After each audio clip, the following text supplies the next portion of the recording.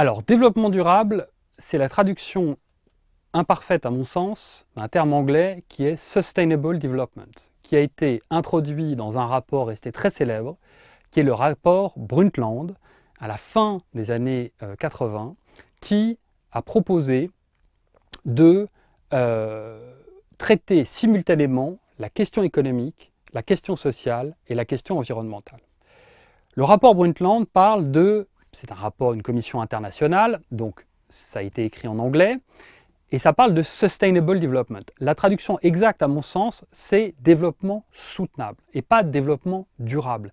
La question, c'est pas tellement que ça dure. La question, c'est que ce soit soutenable de deux manières. La première manière, c'est que ce soit soutenable par la planète, c'est-à-dire que physiquement, on ne franchisse pas des limites planétaires qui feront que les écosystèmes ne pourront pas résister à la pression humaine et vont s'effondrer, et peut-être s'effondrer sous la forme d'une réaction en chaîne, ce qui est maintenant la crainte d'un certain nombre de scientifiques. Et de l'autre côté, soutenable, et là c'est plus au sens français de ce que l'on peut soutenir ou pas devant quelqu'un, et c'est quasiment au sens moral. Et pourquoi est-ce que c'est utile de faire cette distinction entre la soutenabilité physique et la soutenabilité morale? C'est que la soutenabilité, c'est aussi la question de l'éthique, et c'est aussi la question de la justice.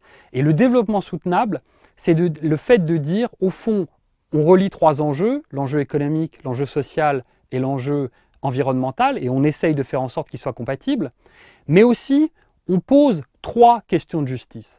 La première, la question de la justice entre les humains et les habitants de la planète non humains, les êtres de nature.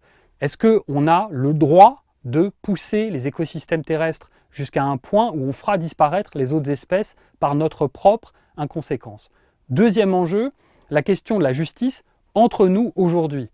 Par exemple, la canicule de 2003 en France fait 15 000 morts. Ce sont des personnes âgées pour la plupart qui décèdent et il y a un enjeu de justice ici et maintenant sur la façon dont on fait face aux crises écologiques.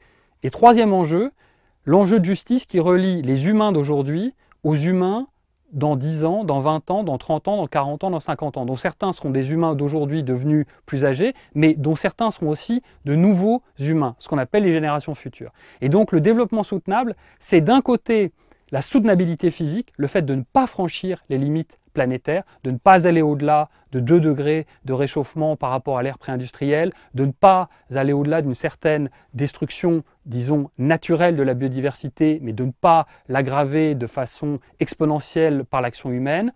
Donc la soutenabilité physique et puis la soutenabilité morale qui est est-ce qu'on peut effectivement soutenir le fait de détruire les autres espèces, d'avoir des inégalités environnementales majeures entre nous et d'appauvrir les générations futures? Et la réponse est non, on ne peut pas le soutenir moralement et donc il faut qu'on change aujourd'hui nos comportements et nos attitudes pour faire en sorte précisément de pouvoir soutenir moralement notre développement.